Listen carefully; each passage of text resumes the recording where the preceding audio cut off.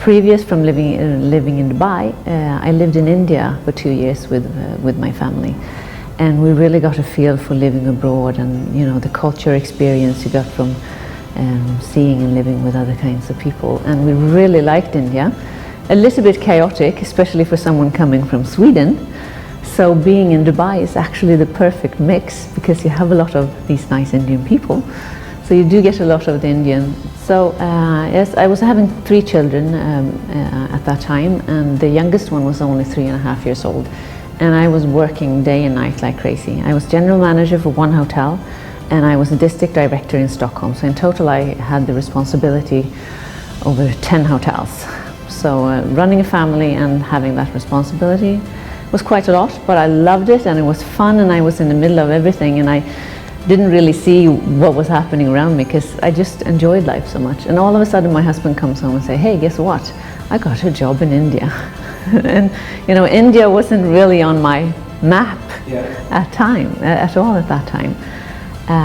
But then we started looking at it and said, wow, what a great opportunity for the family, for the children to experience a different culture, for us to live abroad. And we realized that with the contract my husband was going to get, I didn't have to work, so I could actually be at home with the kids, something that I never been during my kids' time growing up. So we said, hey, this is a chance of a lifetime. So I quit my job.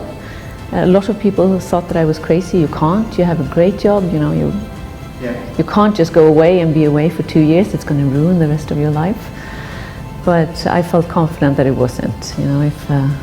If I'm a competent person, there's always going to be a job for me. Well, we moved back to Sweden after 2 years, and I started looking for a job again, and I wanted to work for an international hotel chain. So what both me and my husband felt that living abroad was a great experience, and we wanted to do it again. So it was just a matter of time before we were going to go out again. But I had one ultimatum, and I said, next time I'm the one working.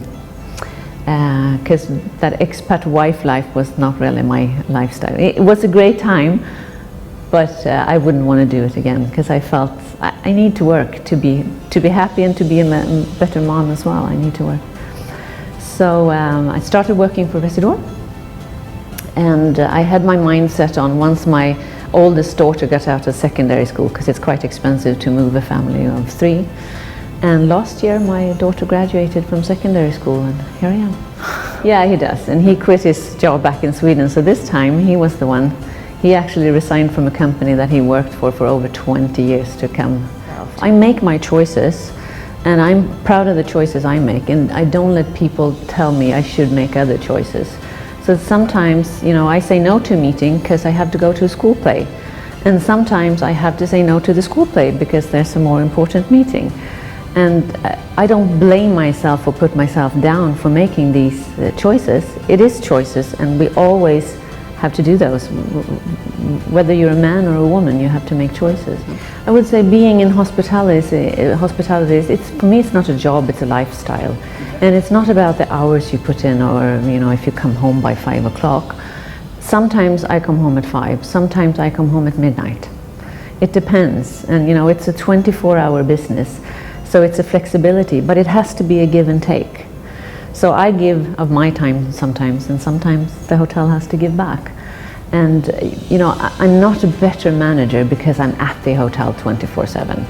So I have to trust my team and my staff, and I do trust them. That's the power of people that comes hand in hand with leadership. So I would say, don't think there's ever anything as a perfect timing. Don't think you're ever going to feel 100% ready. You just have to try. Jump out there and try. The worst thing that can happen is that you fail. Then you get up and you brush and you go on. But you learn from all the failures as well. And if you don't dare to make the failures, you're not going to be able to climb. It's like a small kid learning to walk. They don't stand up and walk straight ahead. And I think that especially girls or ladies sometimes are a little bit afraid of even trying. But just put your mind to it, listen to your heart, do what you love, and you decide what's good for you and your family, and just go for it. You have nothing to lose.